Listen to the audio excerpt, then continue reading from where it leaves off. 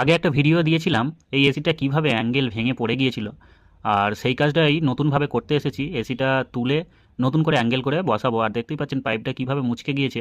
Gas আছে নাকি সেটাই চেক করার জন্য মেশিনটা চেয়ারের মধ্যে তুলেছি। আর ভাল্বগুলো লক করে দেবো, করে দিয়ে তারপর পাইপ লাইনটা খুলবো, পাইপের কী অবস্থা আছে সেইগুলো সব ঠিকঠাকভাবে দেখে নেব। পাইপ তো মুচকে গেছে, বোঝাই যাচ্ছে। আর ওইখান থেকে পাইপটাকে কেটে বাদ দিয়ে নতুন করে ফিলার করে পাইপটা লাগাবো। নতুন অ্যাঙ্গেল বসিয়ে দিয়েছি, ওই সাইড ছেড়ে যতটা পারি সানসেটের দিকে নিয়ে চলে এসেছি। এই যে অ্যাঙ্গেলটা পুরো রাস্ট খেয়ে জং খেয়ে গেছে, সেই জন্যই পড়ে গেছে এসিটা। আর মেশিন ইনস্টল হয়ে গেছে, ভ্যাকুমে বসিয়ে দিয়েছি। আমার যে একটা ভ্যাকুম মেশিন আছে, অনেক ভিডিওতে দেখেছেন, সেই ভ্যাকুমটা অন্য জায়গায় রয়ে গেছে বলে কম্প্রেসার দিয়ে ভ্যাকুম হচ্ছে। কম্প্রেসার দিয়ে খুব ভালো ভ্যাকুম হয়। ভ্যাকুমের কাজ সম্পূর্ণ হয়ে গেছে। কিছুটা গ্যাসের প্রেসার দিয়ে লিকটা টেস্টও হয়ে গেছে। গ্যাসটা পুরো রিলিজ করে দিলাম, এবারে মেশিন চালাবো। আর যে পাইপটা মুচকে গেছে সেই পাইপটার অবস্থা একবার দেখুন, পুরোপুরিভাবে মুচকে গেছে। যেহেতু নিচের দিকে পড়েছে, আদার্স কোনো মেশিনের ক্ষতি হয়নি।